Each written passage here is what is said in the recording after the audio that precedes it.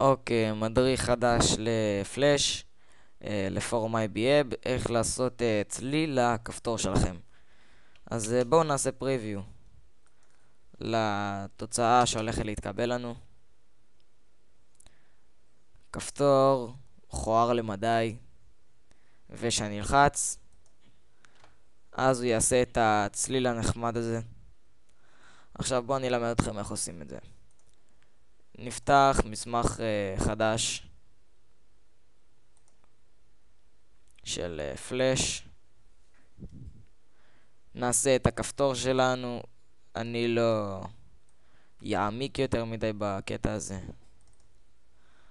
אני סתם אכין איזה כפתור מאוד פשוט. אוקיי, אתם זוכרים? F8 בוטום. עכשיו, אני נכנס לחלון של הבוטום שלי. עובר F6. נשנה לו את הצבע לכחול. דאון. F6. נשנה לו את הצבע לאפור. והיט. אם אתם רוצים, בואו נגדיל לו קצת הטווח. הופה. אוקיי. שנייה, רגע. הופה.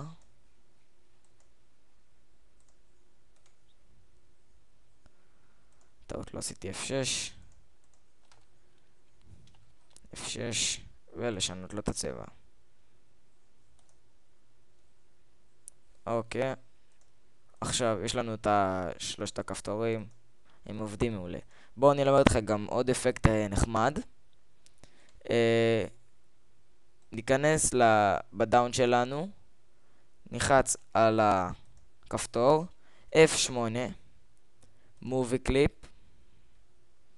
אוקיי. עכשיו הוא יכניס אותנו לטיימליין חדש ברגע שנלחץ פעמיים על הכפתור שהוא באובר. עכשיו, אני אלמד אתכם אפקט נחמד שאתם יכולים לעשות לכפתור שלכם. כל אחד יזרום מזה לכיוון אחר. אני אעשה את זה ככה.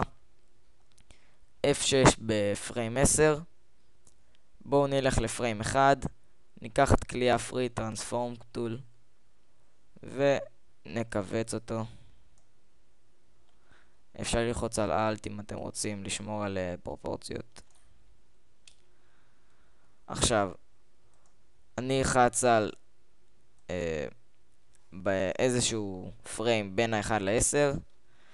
נבחר, נעשה shape twin ותראו את התוצאה, הוא מחליף לנו את הצורה.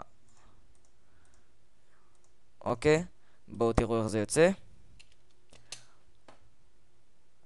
קונטרול Enter. ברגע שאני לוחץ הוא מקטין את הצורה שלו. עכשיו כמובן שאתם יודעים כבר את הפקודות לעצור את זה ואת זה, אני לא צריך להסביר לכם. למדנו לעשות הרי צליל. אוקיי, אז בואו נפתח פריים לייר חדש ונקרא לו סאונד. הופה. אוקיי, ניצור קי פריים בדאון ונלך לדאון. תזכרו בפריים של דאון נלחץ פעם אחת. רגע. והופה, תראו, מופיע לנו פה סאונד. אוקיי? עכשיו אין לו סאונד לבחור לנו מהלייבררי, אז אנחנו נייבא. אתם יכולים להוריד, יש הרבה מאוד אתרים להורדה. נלך לאימפורט. אימפורט הוא לייבררי.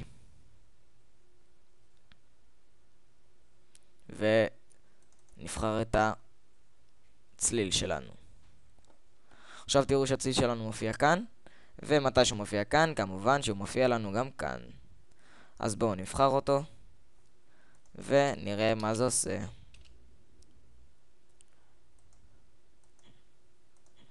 יש לנו את הצליל, מאוד נחמד,